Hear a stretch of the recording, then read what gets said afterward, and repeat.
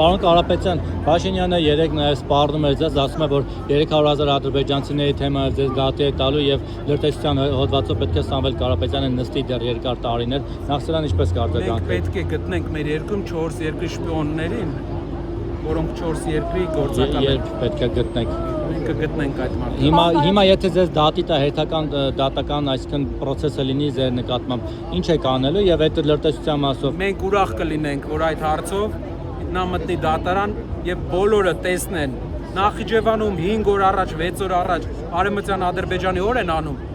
Ժողովրդին թույլ չի տալի, հմեկով ցույց չեն տալի, որ ժողովուրդը հասկանա ինչեր են անում։ Ադրբեջանցիները ուրիշ բան են խոսում։ Ինքը այստեղ ուրիշ բան է պատմում ժողովրդին, ասում է ես փակել եմ այդ էջը, որպես տուրիստ են գալու։ Որ ադրբեջանցին է Հայաստան տուրիստ գալու։ Այդ ինչ շղարշա մեր աչքերին ինքը փռում։ Տուրիստ չեն գալու։ Համոզում է, Ժորժ ջան, ինքը համոզում է, այդ մարդիկ տուրիստ չեն։ Եվ մի բան էլ, չնայած դուք եք շատ վստահ, որ հաղթել եք եւ արդեն որոշել եք, որ Սամվել Կարապետյանը վարչապետ է։ Փաշինյանն էլ է վստահ, ասում է ժողովուրդը մեզ ձայն է տալու, ավելի շատ ձայն ենք հավաքելու եւ այդ երրագլուխը մի խոսքով այդ բաները չասեմ, ձեզ ինչ էր ասում։ Հիմա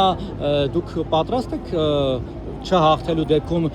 մեծամասնություն չձևավորել դեպքում հետընտրական զարգացումների։ Ասում են Մամակարյան, հրապարակները ինչ ես